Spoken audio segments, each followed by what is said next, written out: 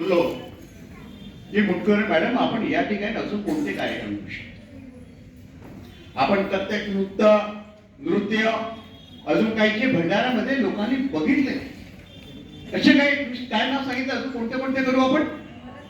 भरतनाट्यम, कथक नृत्य, अजून कथकली. हे कार्यक्रमाची जबाबदारी चंदा मॅडम तुमच्याकडे. तुम्ही हे मला पूर्ण नियोजन करून सांगा, आपण त्या पद्धतीचा कार्यक्रम करू.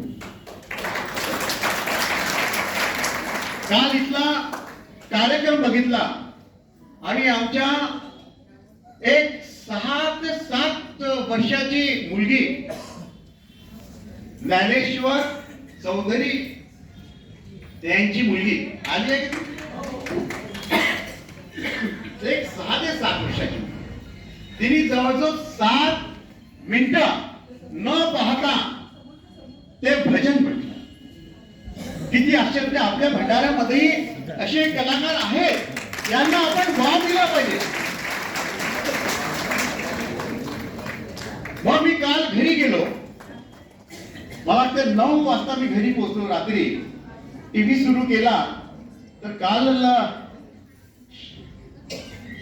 रविवार, शनिवार रविवारला एक आयडियल प्रोग्राम असतो गाण्याचा, लहान मुलाचा, आता सुरू झालाय. मराठी काय आयडियल काय काय नाव त्याचं? आयडॉल्स.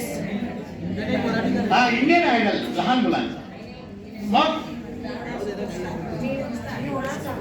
मी होणार सुपरस्टार. मग माझ्याही मनामध्ये कल्पना आली की मी भंडारामध्ये मी होणार सुपरस्टार. या लहान मुलांचा वय वर्ष 14 पर्यंत कार्यक्रम का करू नये? कोणतेही ठरवलं, फक्त तुमची साथ मला पाहिजे. पैशाची चिंता नाही असू दादा, पैसा आम्हाला नको, फक्त तुमचं योगदान पाहिजे. चांगली चांगली लोक समोर आली पाहिजे, बस ही माझी कल्पना. अजून एक सांगू इच्छितो की ज्या महिला भगिनींना असं वाटतं की मी माझ्या भंडारामध्ये काहीतरी चांगले सांस्कृतिक कार्यक्रम करू इच्छितो, त्यांनी त्यांची नावं, त्यांचा मोबाईल नंबर माझ्या वाचनालयाचे कार्यवाह सुमन देशपांडे, ते नसले तर आमचे कांतोडे ग्रंथपाल आहेत, त्यांच्याकडे निश्चित त्याचं नोंद करून द्या. त्यांच्या माध्यमातून अजून काही सूचना आल्या तर त्या निश्चितपणे पूर्ण केल्या जातील. मी परत आपल्या सर्वांचं खूप खूप आभार मानतो, आपल्या सर्वांचं खरंच कौतुक करतो आणि पुढील कार्यक्रमाला या ठिकाणी सुरुवात करावी अशी विनंती.